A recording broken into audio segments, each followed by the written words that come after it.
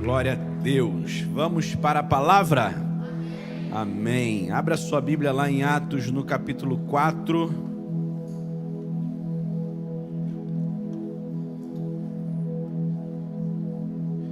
Quando você está abrindo aí, informar aos fominhas de plantão que lá na cantina depois vai ter carne de sol com macaxeira.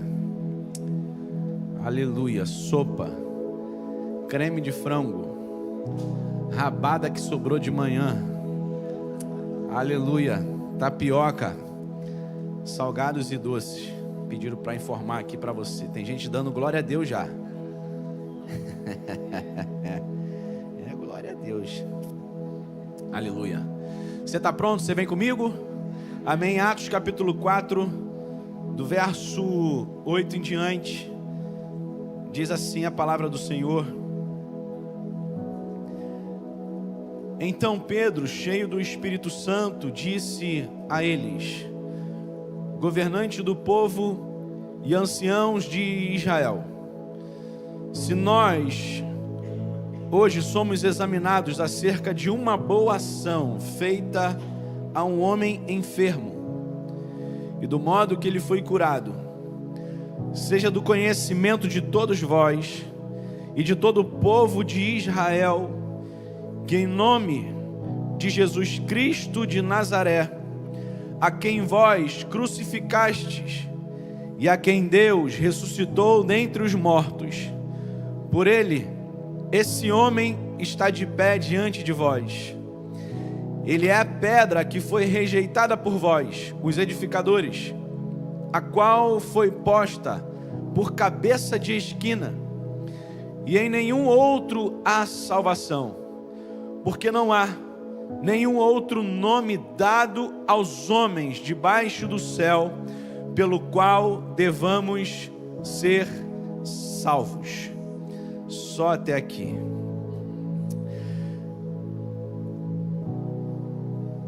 Pedro e João estão perante o Sinédrio e eles estão respondendo a algumas autoridades religiosas.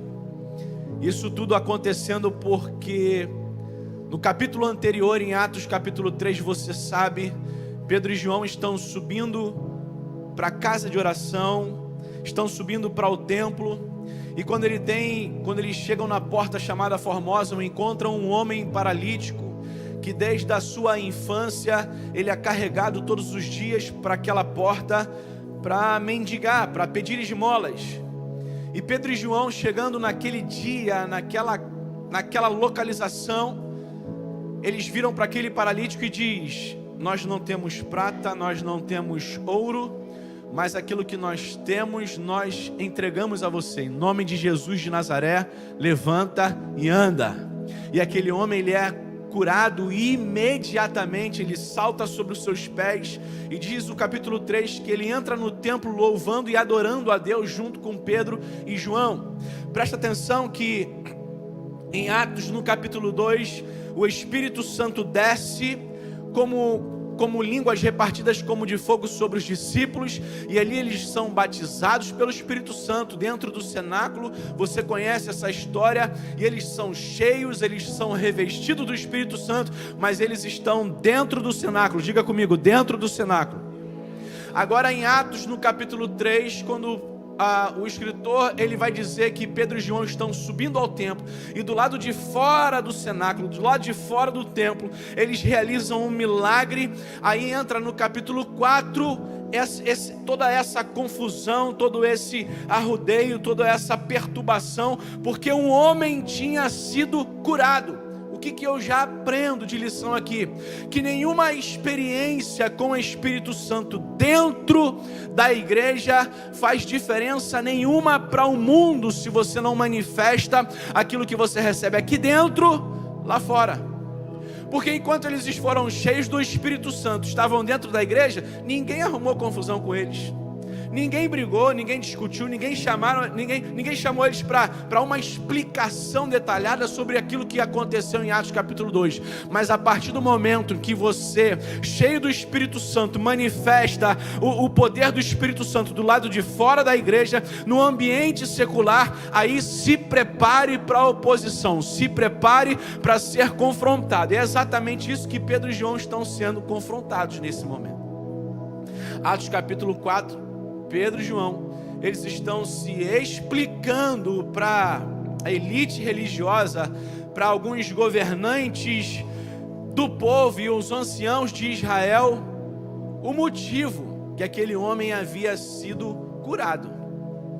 Atos capítulo 4, versículo 8 diz, e eu fiz questão de ler esse versículo de início, diz que Pedro, cheio do Espírito Santo, diga comigo, cheio do Espírito Santo, Pedro, cheio do Espírito Santo, começa a explicar para eles a razão pelo qual aquele homem havia sido curado.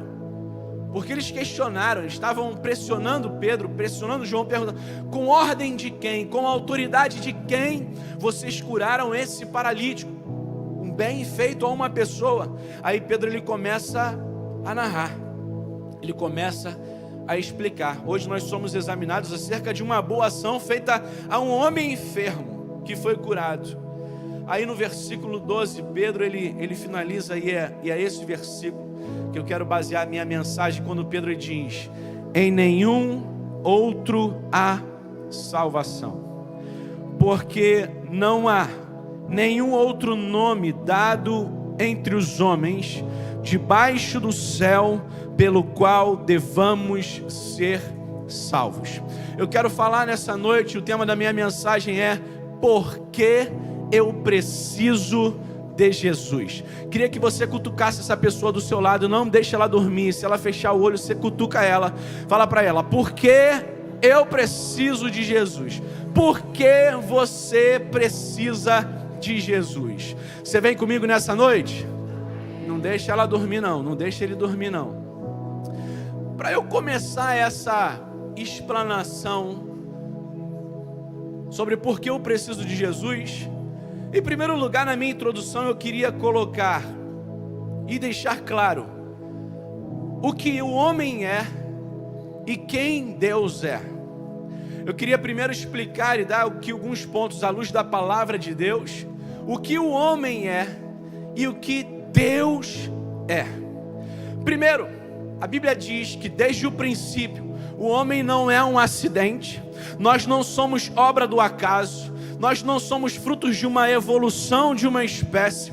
A Bíblia diz que nós somos a coroa da criação de Deus, uma criação intencional de Deus.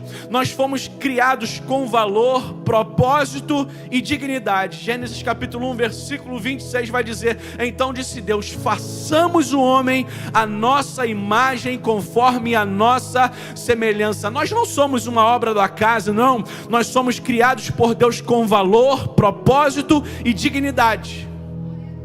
Apesar de sermos criados por Deus, apesar de todo o valor que Deus nos proporcionou, nós continuamos sendo criatura e Ele o Criador.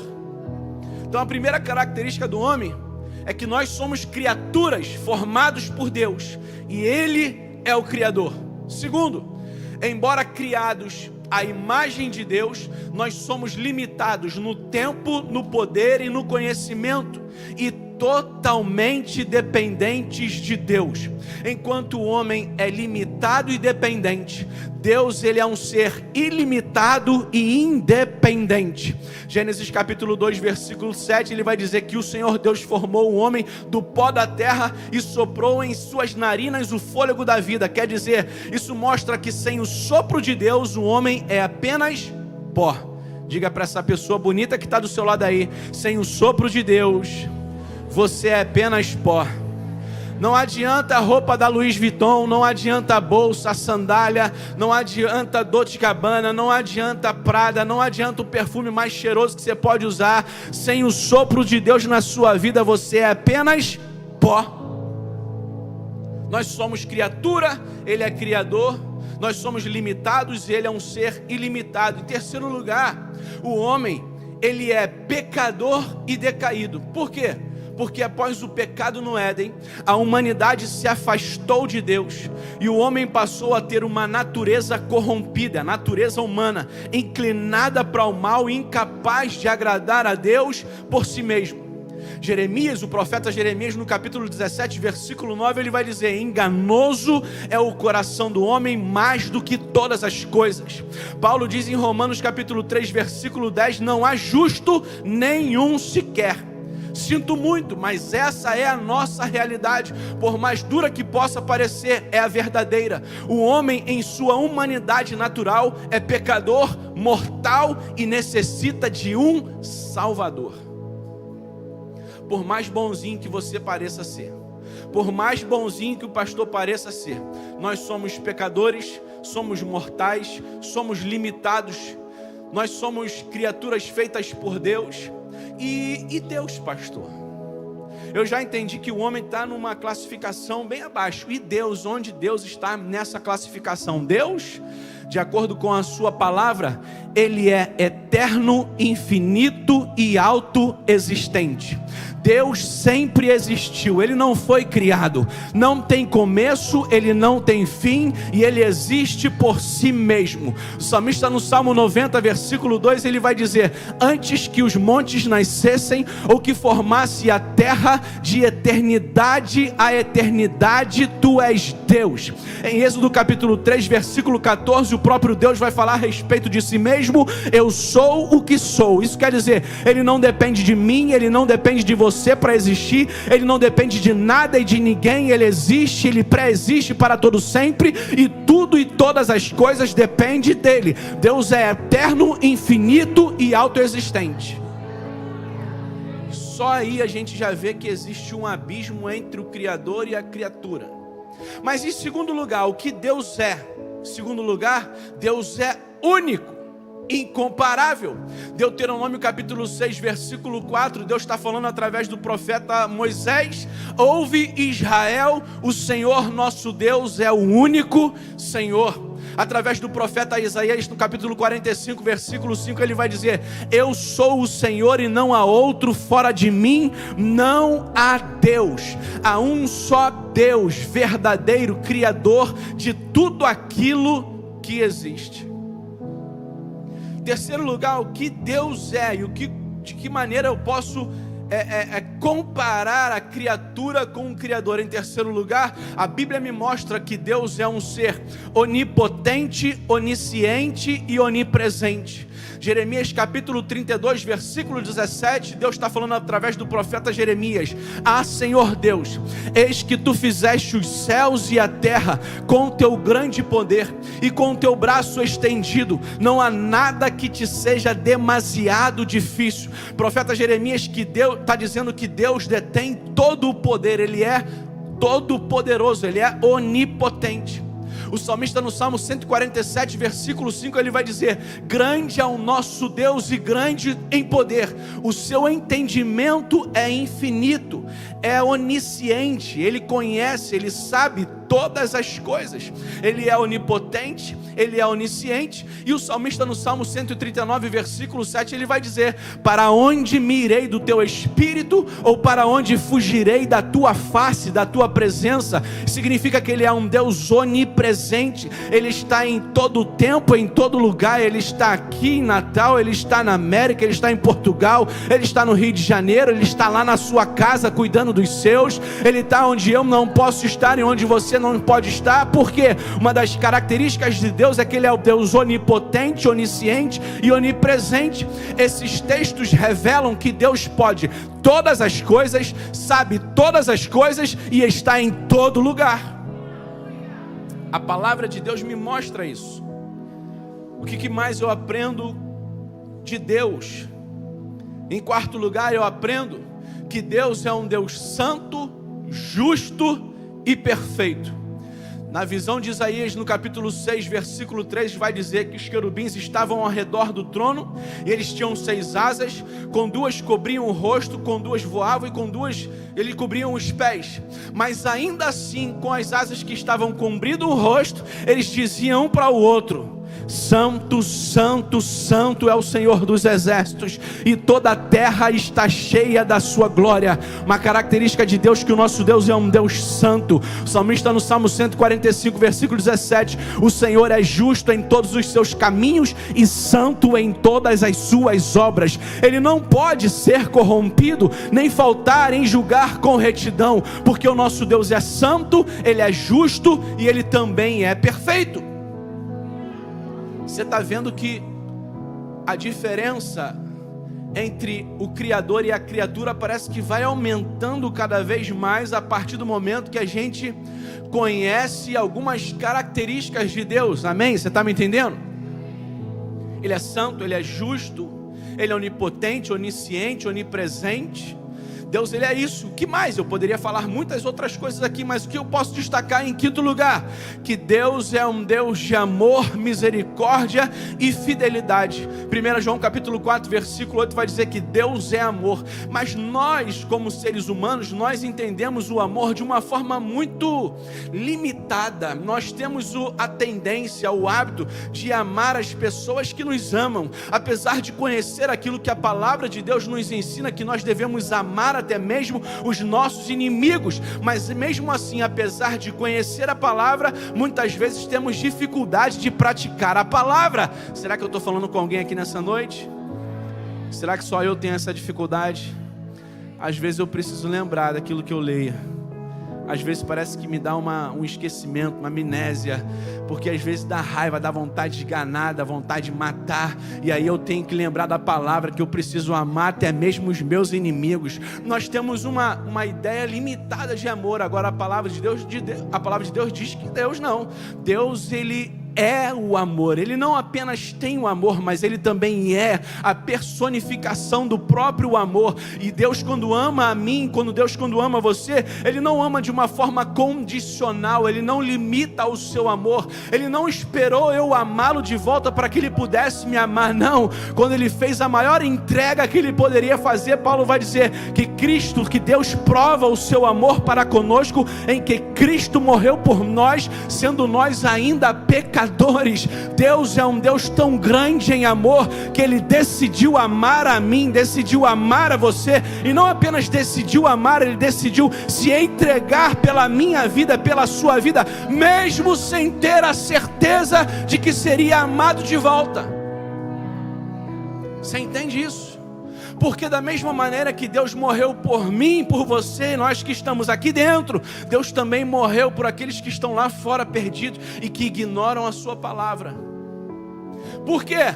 Porque Deus é amor, misericórdia e fidelidade. Lamentações, Jeremias capítulo 3, versículo 22, ele vai dizer que as misericórdias do Senhor são a causa de não sermos consumidos, porque as suas misericórdias não têm fim. E o salmista no Salmo 100, versículo 5, ele também vai dizer: o Senhor é bom e a sua misericórdia dura para sempre. Será que você poderia levantar sua mão nessa noite e agradecer a Deus pela sua misericórdia? Porque se não fosse a sua misericórdia, nós já estaríamos sendo consumidos pelos nossos erros, nossas quedas, nossos tropeços e os nossos fracassos. O Deus que eu conheço, o Deus que a Bíblia revela, é um Deus de amor, de misericórdia e de fidelidade. Em sexto lugar, o que eu ainda posso aprender de Deus? O que eu ainda posso aprender de Deus é que a divindade de Deus, ela se manifesta totalmente, plenamente em Jesus Cristo. A divindade de Deus se manifesta totalmente em Jesus Cristo. Vou falar de novo para que você possa entender.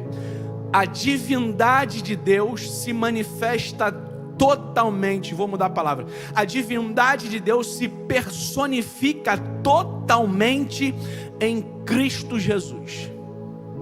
A divindade de Deus se personifica totalmente em Cristo Jesus. João capítulo 1, versículo 1. No princípio era o verbo, e o verbo estava com Deus, e o verbo era Deus. Aqui João está trazendo para mim a trindade e a unicidade de Deus. Unicidade, o Deus é único, mas ao mesmo tempo é um Deus trino, Deus Pai, Deus Filho, Deus Espírito Santo. Mas apesar de ser um Deus trino, é um Deus uno, uma só essência. Isso aí é complicado para a mente humana entender, mas mesmo assim ele está dizendo: o verbo se fez carne, o verbo estava com Deus e o verbo era Deus. No versículo 14 João vai dizer: e o verbo se fez carne e habitou entre nós, e vimos a sua glória como a glória do unigênito do Pai, cheio de graça e de verdade. Jesus Cristo é a personificação completa e perfeita de Deus. Quando João está dizendo que o verbo se fez carne, João está dizendo: a palavra, ela se carnificou. Jesus, eu não sei se existe essa palavra. A palavra se tornou em carne. Se encarnou, obrigado, querido. Deus te abençoe. Fica aí, não vai embora não. Fica comigo até o final.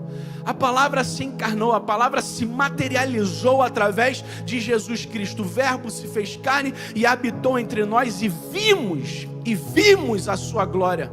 Quando olhamos para Jesus, nós vemos a palavra de Deus. Quando contemplamos a vida e o ministério de Jesus, nós entendemos a palavra de Deus, a sua missão e o seu ministério aqui na terra. João está dizendo: nós vimos a sua glória como a glória do unigênito do Pai, cheio de graça e de verdade. A divindade de Deus se manifesta plenamente em Jesus Cristo. Paulo vai dizer isso lá em Colossenses capítulo 2, versículo 9: porque nele habita corporalmente toda a plenitude da divindade de Deus. Não é 50%, não é 30%, não é 20%, não é 60%, não é 80%, não. Em Jesus Cristo habita corporalmente toda a plenitude da divindade de Deus. E em Colossenses capítulo 1, versículo 15, Paulo também vai dizer que Jesus é a revelação visível do Deus invisível. Então Deus, a divindade de Deus, se manifesta plenamente em Jesus Cristo. Na minha introdução eu posso dizer que o homem é criatura, o homem é limitado e o homem é pecador. E Deus, pastor, Deus, conforme a sua palavra, Deus é eterno, infinito e autoexistente. Deus é único. Deus é onipotente, onisciente e onipresente. Deus, Ele é santo, Ele é justo e Ele é perfeito. Deus, Ele é amor, é misericórdia e é fidelidade. E a sua divindade se manifesta plenamente em Jesus Cristo. Eu poderia usar muitos outros textos para falar o que eu vou falar aqui nessa noite, porque eu preciso de Jesus. Esse é o tema da mensagem. Mas eu escolhi esse texto de Atos capítulo 4. Essa declaração de Pedro é uma declaração completa. Em nenhum outro nome há salvação, porque não existe na terra nenhum outro nome dado entre os homens pelo qual devamos ser salvos. Não é pastor Anderson, não é pastor Rodrigo, não é pastora Larissa, não é pastor Silas, não é Paulo, não é Pedro, não é João. Pedro está dizendo isso não de uma forma aleatória. Pedro está cheio do Espírito Santo e ele está dizendo: não existe nenhum outro nome dado entre os homens na terra pelo qual devamos ser salvos. Somente um, a saber, Jesus Cristo. Então, por que eu preciso de Jesus? Primeiro lugar que eu destaquei aqui nessa noite, porque eu preciso de Jesus, eu posso falar para você: eu preciso de Jesus porque só Jesus pode oferecer a verdadeira paz. Ele oferece uma paz não como o mundo dá, uma paz que só Jesus pode oferecer. Paulo vai dizer em Efésios capítulo 2, versículo 14, porque Ele é a nossa paz. Em João capítulo 14, versículo 27, Jesus está dizendo: deixo-vos a paz, a minha paz vos dou, mas não vou lá dou como o mundo a dá. O que Jesus está querendo dizer com isso? A paz que o mundo oferece, a paz que o mundo proporciona, ela é uma paz momentânea, ela é uma paz superficial, uma paz baseada em circunstâncias, uma paz baseada em atividades, em distrações da nossa vida. O mundo, ele oferece uma distração para te oferecer um momento de paz. Jesus não, ele traz uma paz completa, e não só completa, uma paz interior e uma paz exterior. Você pode estar atravessando no meio de maior crise da sua vida, no meio do maior temporal, no meio do maior tempestade, mas ainda assim você tem paz para viver. Olha o que Jesus vai dizer mais à frente. Ele vai dizer: ei, eu vou dizer uma coisa para vocês, prestem atenção. Jesus vai dizer: no mundo tereis aflições. Olha, ele começa dizendo: tenho-vos dito isso para que em mim tenhais paz. E quando ele fala sobre essa paz, ele não diz logo em seguida: eu vou estar guardando vocês, eu vou proteger vocês, nenhum mal vai acontecer com vocês, pode ficar tranquilo que eu vou guardar a casa de vocês, vocês terão uma vida próspera e abençoada. Presta atenção que Jesus está dizendo: tenho-vos dito isso para que em mim tenhais paz. Aí ele continua: no mundo tereis. Oxe, que paz é essa? Que paz é essa? Que paz é essa que o Senhor me proporciona, que está dizendo que eu vou ter aflição?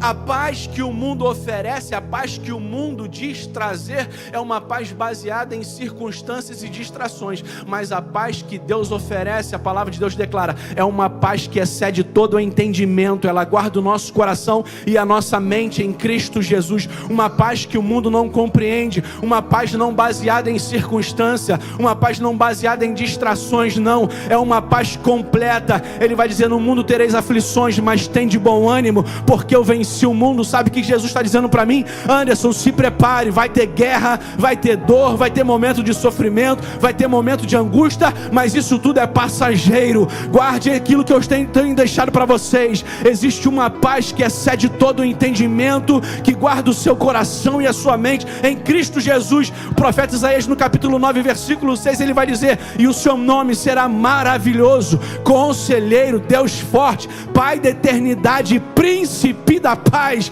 Só aquele que é o príncipe da paz, ele pode oferecer uma paz em todo e qualquer momento, em toda e qualquer circunstância. Em primeiro lugar, sabe por que eu preciso de Jesus? Porque só Jesus oferece a verdadeira paz.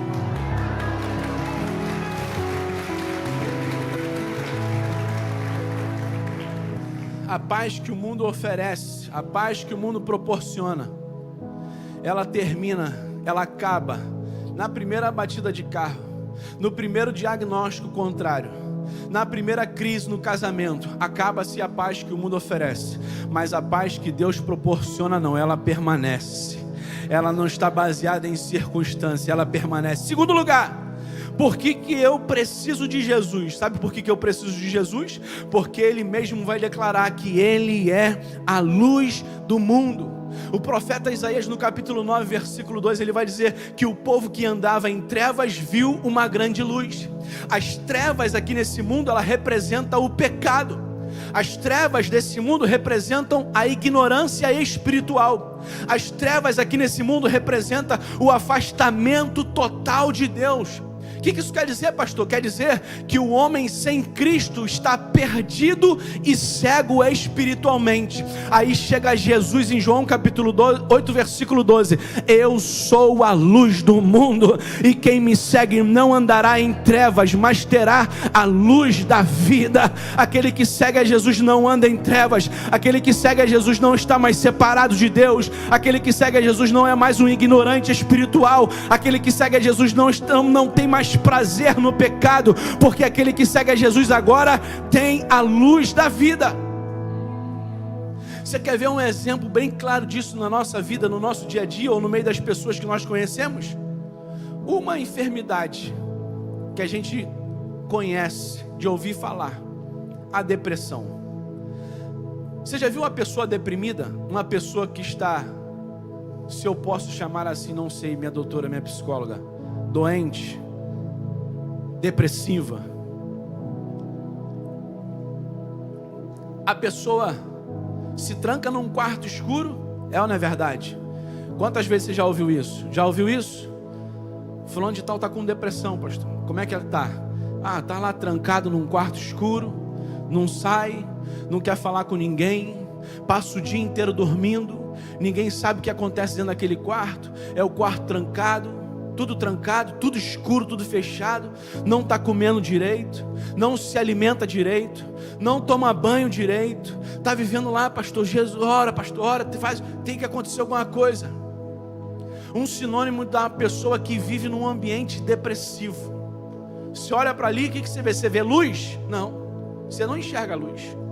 Mas a pessoa que precisa de Jesus e que tem um encontro com Deus, vai dizer Jesus em João capítulo 12, versículo 46, eu vim como luz para o mundo, para que todo aquele que crê em mim não permaneça nas trevas. Sabe por que eu preciso de Jesus? Porque Ele traz luz para a minha vida mergulhada em trevas. Sabe por que eu preciso de Jesus? Porque quando eu estou com Jesus, Ele me afasta do caminho das trevas. Sabe por que eu preciso de Jesus? Que quanto mais parecido com Jesus, mais perto da luz eu quero estar, e mais perto da luz eu estou. Sabe por que eu preciso de Jesus? Porque Ele é a luz do mundo, e quem anda com Ele não anda mais em trevas, não tem mais uma vida mergulhada em trevas, não tem uma vida mais mergulhada na depressão. Pastor, o senhor está querendo ignorar a medicina, está querendo ignorar o conhecimento de médicos e terapeutas? Não, eu não quero ignorar o conhecimento de médicos e terapeutas,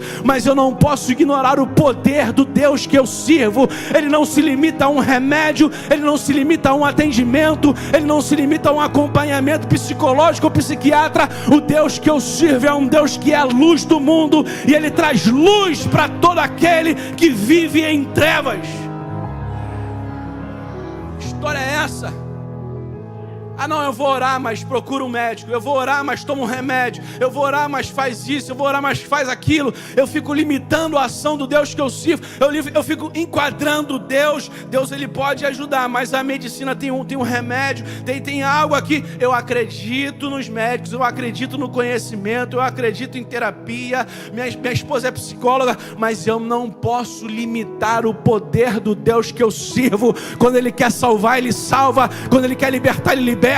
Quando Ele quer curar, Ele cura. Ele não dá explicação para mim e para você, porque Ele é o Deus Todo-Poderoso. Deus é a luz do mundo. Terceiro lugar, por que eu preciso de Jesus? Porque Jesus dá direção, sentido e propósito à vida. O sentido da vida não está em ter mais. O que muitas pessoas aí fora no mundo buscam, ter mais. E quanto mais eu tenho, mais eu quero ter. Por quê? Porque ter mais traz status, ter mais traz posição, ter mais me dá mais visibilidade. Eu quero ter mais seguidores, eu quero ter mais posses, eu quero ter mais bem, eu quero mostrar que eu tenho mais, que eu posso mais. O ser humano sem Jesus, ele vive uma vida superficial e supérflua, buscando coisas que ele possa ter mais. Mas o ser humano que tem um encontro com Jesus, ele não está totalmente preocupado em ter mais, ele está consciente de que ele precisa ser mais. Ser mais o que, pastor? Ser mais parecido com Cristo a cada dia, ser mais parecido com Cristo a cada dia, no meu andar, no meu deitar, no meu falar, no meu agir. Eu não estou preocupado em ter mais seguidores, eu não estou preocupado em ter mais posses, eu não estou preocupado em ter mais bens. Eu preciso ser mais parecido com Cristo a cada dia, porque quando eu tenho Jesus, Ele traz direção, sentido e propósito para a minha vida. Sem Jesus, o homem anda em círculos espirituais, tentando encontrar sentido em coisas passageiras. Esse é o homem sem Jesus. Ora está na macumba, ora está no espiritismo, ora está na igreja messiânica, ora está na Seixo Noé, ora está aqui, ora está ali, ora está procurando Jesus em tudo que é lugar. Jesus é tudo. Jesus está aqui, está ali, está lá. Jesus é o universo, Deus é a natureza, Deus é... Ei! Jesus vai declarar em João capítulo 14, versículo 6, eu sou o caminho, a verdade e a vida, e ninguém vem ao Pai senão por mim. Todo aquele que tem um encontro com Deus, ele encontra direção, sentido e propósito para a sua vida. Quarto lugar, por que eu preciso de Jesus? Eu preciso de Jesus porque eu preciso viver a verdadeira liberdade. Por quê, pastor? Porque sem Jesus nós somos escravos do pecado. Sem Jesus nós somos escravos de nós mesmos. Você sabia disso? O homem sem Jesus, ele se entrega ao seu próprio prazer. E se eu crente, e se euzinho aqui, estou falando de mim, estou falando de você não se dói não, eu estou falando de mim. E se euzinho aqui não vigiar, em alguns momentos eu quero me entregar ao meu próprio desejo, à minha própria vontade. É a minha natureza. Eu ainda não virei anjo, gente. Eu não virei anjo ainda, um ser espiritual elevado, não. Sou carne igual você, pó igual você. Então o homem sem Jesus, ele é escravo dos pecados e ele é escravo de si mesmo. Mas Jesus vai dizer em João capítulo 8, versículo 34: em verdade vos digo, que todo aquele que comete pecado é escravo do pecado. Todo aquele que comete pecado é escravo do pecado. Então, quando eu me submeto ao pecado, então o que Jesus está querendo dizer é que quando eu coloco em prática um ato pecaminoso contra Deus, eu não apenas estou pecando, mas eu estou me tornando escravo daquilo pelo qual eu me rendi, pelo qual eu cedi, pelo qual eu fui atraído e pratiquei. É isso que Jesus está dizendo. Todo aquele que comete pecado se torna escravo do pecado. Você já parou para analisar um homem sem Deus? Quanto mais ele se entrega, mais ele se larga. Não sei se você conhece alguém que se introduziu nas drogas, mas no início foi só um cigarro. Mas no início foi só um baseado. Mas hoje, quando você olha para ele, está totalmente desconfigurado. É uma outra pessoa. Está mergulhado totalmente, de cabeça. Já não é mais um baseado, já não é mais apenas um, já não é mais apenas 10, não, é todo tipo de droga, porque você vai se afundando e vai se contaminando cada vez mais. Porque quando você é vencido pelo pecado, você se torna escravo dele. Já conhece a história de alguém que hoje é um alcoólatra, mas que começou com um copo de cerveja? Por quê? Porque todo aquele que é vencido pelo pecado se torna escravo. Já conheceu alguém que destruiu o seu casamento porque teve um relacionamento sexual fora do casamento, um adultério, e aí se desfez daquele casamento, e aí ele mergulhou naquele adultério, e aí depois ele vai viver uma vida pornográfica, uma vida de fornicação e de relações sexuais ilícitas cada vez mais baixas? Por quê? Porque todo aquele que é vencido pelo pecado se torna... Por que eu preciso de Jesus? Porque Jesus, ele vai dizer, João capítulo 8, versículo 36, se pois o Filho vos libertar, verdadeiramente sereis livres. Sabe por que eu preciso de Jesus, igreja?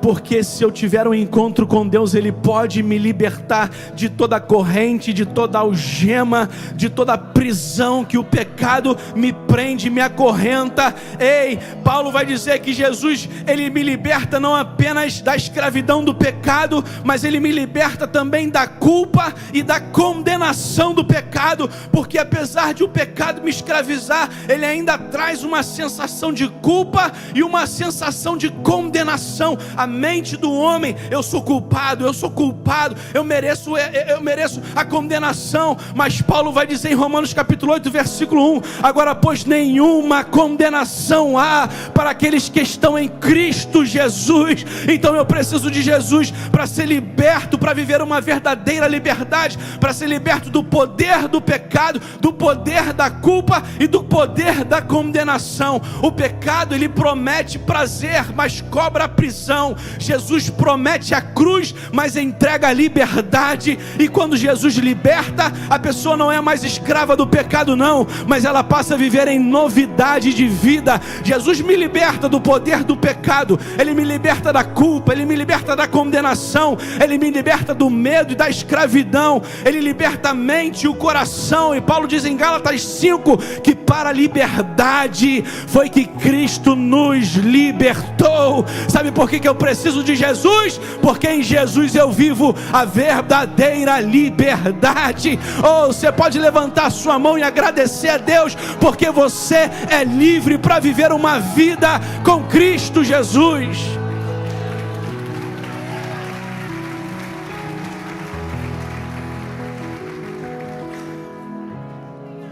Por que eu preciso de Jesus para viver a verdadeira liberdade?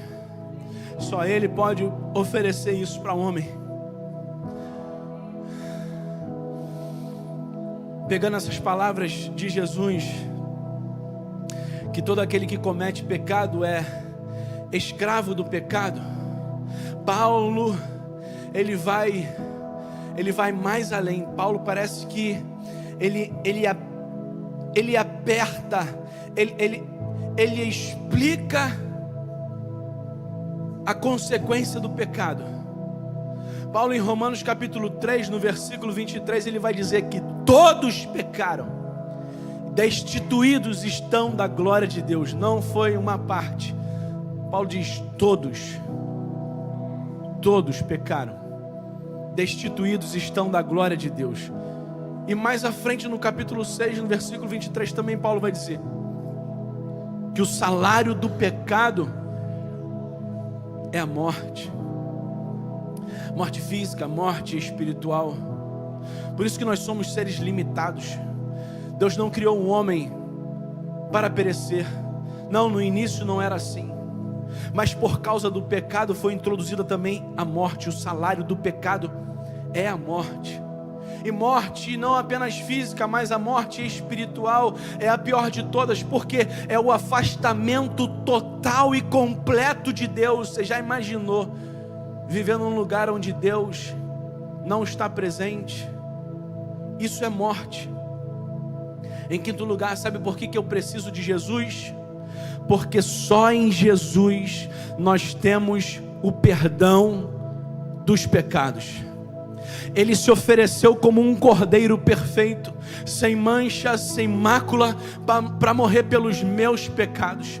A lei que Deus deu aos homens dizia que se alguém pecou, era necessário um sacrifício. Se alguém pecou, era necessário derramamento de sangue. Era necessário oferecer um sacrifício a Deus para que aquela alma pudesse ser perdoada.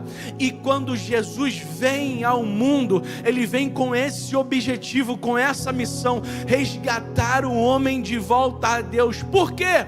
Porque o pecado, meu pecado, clamava diante de Deus 24 horas. O meu pecado e o seu pecado estava diante de Deus 24 horas. Porque não adianta você achar que você é bonzinho, que você faz o bem para alguém e que isso vai te deixar na ficha limpa de Deus. Não, nós somos falhos, somos pecadores, e o nosso pecado fica clamando diante de Deus. A justiça de Deus clama contra mim e contra você. Era necessário um sacrifício para que eu e você pudéssemos ter acesso ao Pai. E é por isso que Jesus veio ao mundo. Por isso que nós repetimos João 3,16, porque através do amor de Deus nós podemos ter acesso de volta ao Pai. Em João capítulo 1:29, João Batista, quando avista Jesus, ele vai dizer: eis o Cordeiro de Deus que tira o pecado do mundo. E João Batista, conhecedor da Torá, conhecedor da palavra, ele sabe exatamente aquilo que ele está dizendo. Ele está dizendo dizendo: para se ter perdão de pecados é preciso de um sacrifício, e para ter sacrifício eu preciso de um cordeiro. E quando ele olha para Jesus, ele aponta para Jesus e diz: é Ele que veio morrer pelos meus pecados, é Ele que veio pagar o preço que eu não posso pagar. Eis o Cordeiro de Deus que tira o pecado do mundo. Sabe por que eu preciso de Jesus? Porque só em Jesus nós temos perdão de pecados. Pedro vai dizer em 1 Pedro capítulo 2 versículo 24: levando Ele mesmo em seu corpo os nossos pecados sobre o madeiro. Somente Jesus veio como o único mediador entre Deus e o homem. A separação causada pelo pecado, o abismo causado pelo pecado, Jesus veio como uma ponte, o caminho, o único caminho que pode conduzir Deus a um homem. Ele vai dizer isso em 1 Timóteo capítulo 2 versículo 4: porque há um só Deus e um só mediador entre Deus e os homens, a saber, Jesus Cristo, o homem. Ei, querido, você não pode ser salvo por pastor, você não pode ser salvo por padre, você não pode ser salvo por Maria, por Paulo, por Pedro, por José ou por João. Somente Jesus tem poder para perdoar pecados.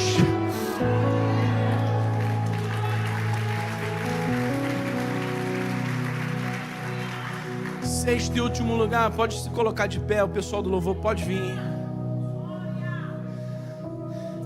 Em sexto e último lugar,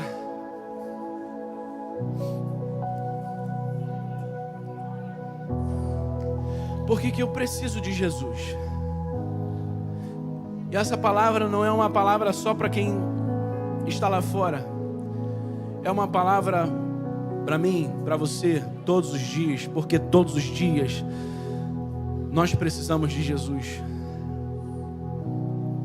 Por que eu preciso de Jesus?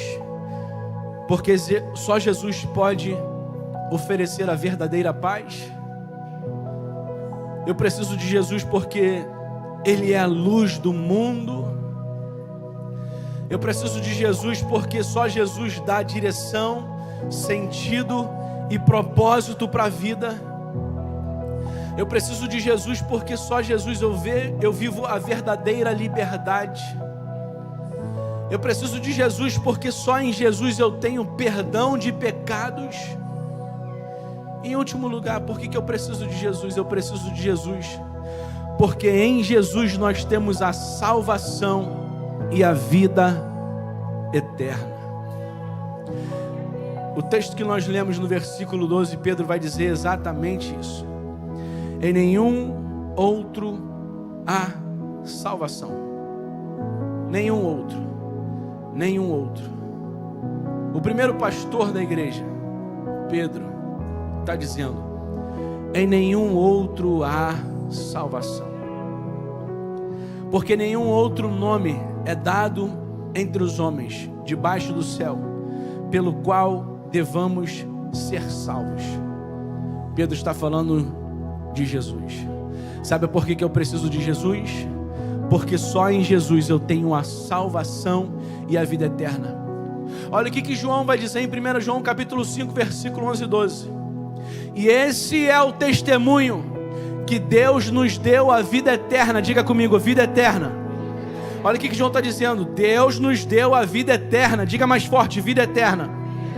Deus nos deu a vida eterna, e a vida é essa: a vida está em seu Filho, e aquele que tem o Filho tem a vida, e aquele que não tem o Filho de Deus não tem a vida. Sabe o que João está dizendo? Você quer a vida eterna?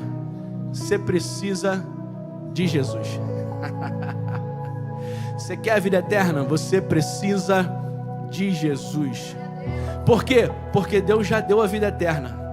Ele já entregou aquilo que Ele precisava entregar.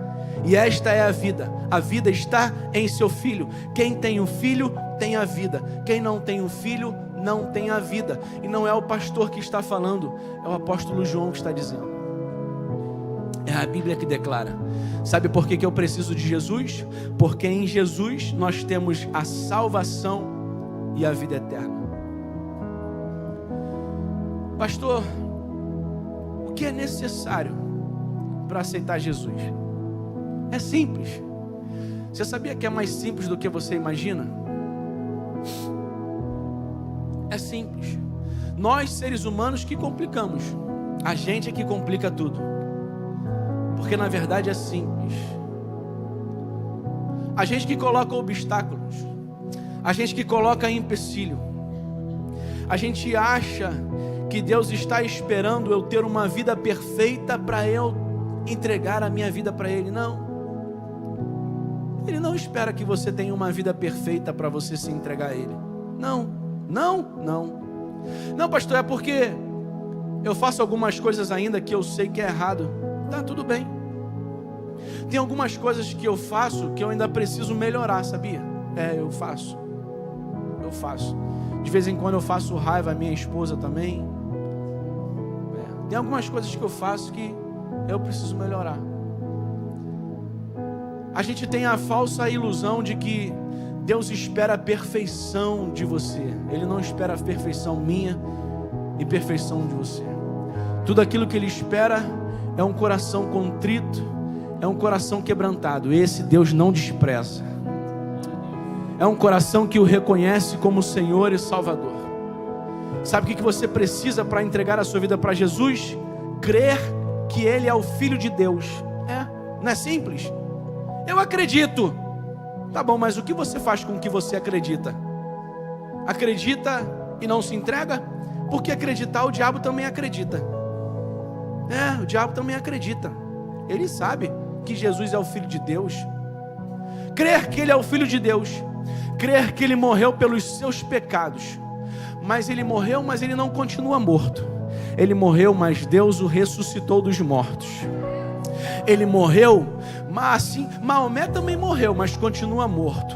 Buda morreu, mas continua morto. Mas o meu Jesus não, Ele morreu, mas Ele ressuscitou ao terceiro dia.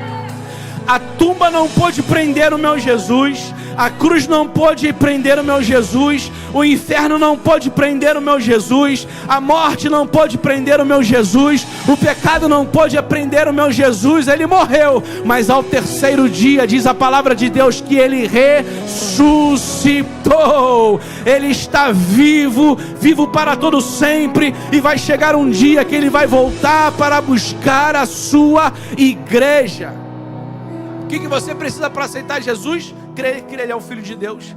Acreditar que Ele morreu pelos seus pecados, mas Ele não continua morto, não. Ele ressuscitou. O que você precisa para ter um encontro com Deus? Confessar com a sua boca e acreditar no seu coração. É o que Paulo vai dizer em Romanos capítulo 10, versículo 9 e versículo 10. Se confessares com a tua boca o Senhor Jesus e creres em teu coração que Deus os ressuscitou dentre os mortos, você será salvo. Sabe o que você precisa? Se arrepender dos seus pecados, dos seus erros, reconhecer a sua condição de pecador, de limitado, de criatura, e Deus um ser ilimitado, santo, perfeito, onisciente, onipresente, reconhecer que Ele tudo pode e nós somos dependentes dEle. 1 João capítulo 1 versículo 9, ele vai dizer: se confessarmos os nossos pecados, Ele é fiel e justo para nos perdoar os pecados e nos purificar de toda a injustiça.